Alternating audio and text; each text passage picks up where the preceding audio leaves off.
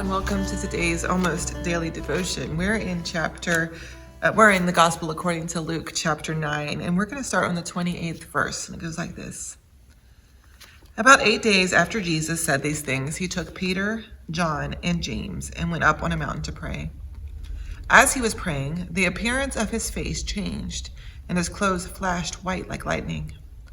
2 men, Moses and Elijah, were talking with him. They were clothed with heavenly splendor and spoke about Jesus' departure, which he would achieve in Jerusalem.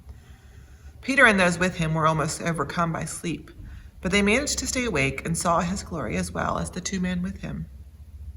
As the 2 men were about to leave Jesus, Peter said, "Master, it's good that we're here. We should construct 3 shrines, one for you, one for Moses, and one for Elijah." But he didn't know what he was saying. Peter was still speaking when a cloud overshadowed them. As they entered the cloud, they were overcome with awe. Then a voice from the cloud said, "This is my son, my chosen one. Listen to him." Even as the voice spoke, Jesus was found alone. They were speechless and at the time told no one what they had seen. So this Sunday in worship, many people will be reading this. This is the traditional Sunday. We celebrate what's called the Transfiguration. Now, Transfiguration is one of those big church words that just means change. It means that his body was changed. It was morphed into something else, that there was a part of him that no longer looked like him. Transfiguring is it's something that we think about when people maybe go through a car wreck and a part of their body is transfigured. It's temporary, though, this transfiguration. It's not a disfiguration. And so it can be a little difficult to get on board totally with what's happening here. So let me break it down just a little bit. Jesus and Peter and James and John go up onto a mountain to pray, which is pretty common. They did that a lot. And when they got up on the mountain, Jesus' face became white, as if it was glowing, and Moses and Elijah appeared with him.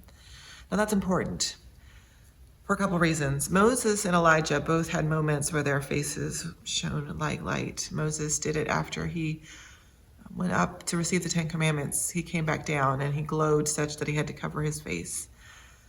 And so it's an echo of Jesus as Moses. It's a reminder that the connection that Jesus comes to fulfill that role that Moses had always had. And the second is that in the Passover meal, Moses and Elijah are central figures.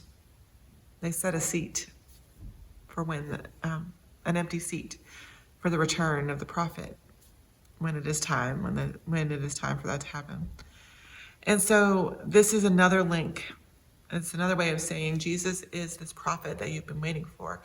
Moses told, we've been relying on Moses, we've been looking towards Moses, and then we look towards Elijah, and now this is the next great prophet, the next great teacher. Now,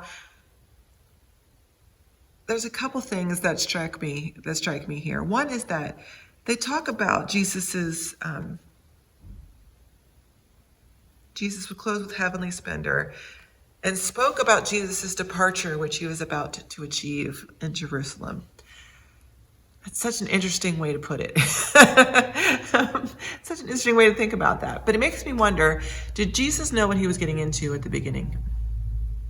Or is it just now that Moses and Elijah are breaking the news? This is pretty early in Jesus' ministry. We have the first 3 chapters are essentially Jesus' infancy and toddlerhood and growing upness. And we now have, this is early into Jesus' ministry. He hasn't yet gone to Jerusalem. He's just started performing miracles. He's been baptized. He has some disciples. It's really new at the beginning of things. And Moses and Elijah show up and say, "Dude, this is only the beginning. You're about to achieve your glory in Jerusalem." Now that would make me not want to go to Jerusalem.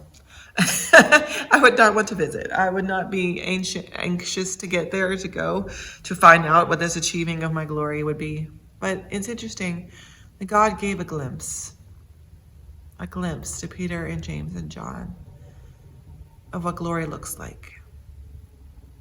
And it turns out that glory, that this transfiguration looks like service, like ministry. Because the next thing Jesus does is come down and heal a boy who is sick. He has this transformative moment on the mountain and comes down and gets right to work. He comes down and gets right to work being the Messiah. And so I wonder how much we bask in our glory. We want to relive our glory days. We want to relive those moments and times when we were gloried, glorified. We were lifted up, that we maybe were glowing a little bit brighter. We want to live in those moments. And it turns out that we can't.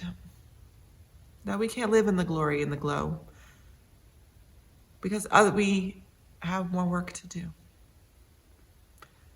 And so the glory and the glow gives us fuel. It gives us the gas. It gives us the energy to go back down and to heal and to be compassionate and to spread the gospel and to say one day our glory will be complete.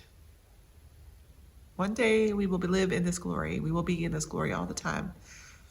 This is not that day. It is to come. And so we glorify that. We live in that. We acknowledge that, and we remember those glory days so they can fuel us into the next stage of whatever God has planned. Even if that's a little scary, even if it's someplace we don't want to go, even if it's someplace that we're uncertain about. We've been transfigured, made to glow in God's glory. That gives us fuel. So go and serve.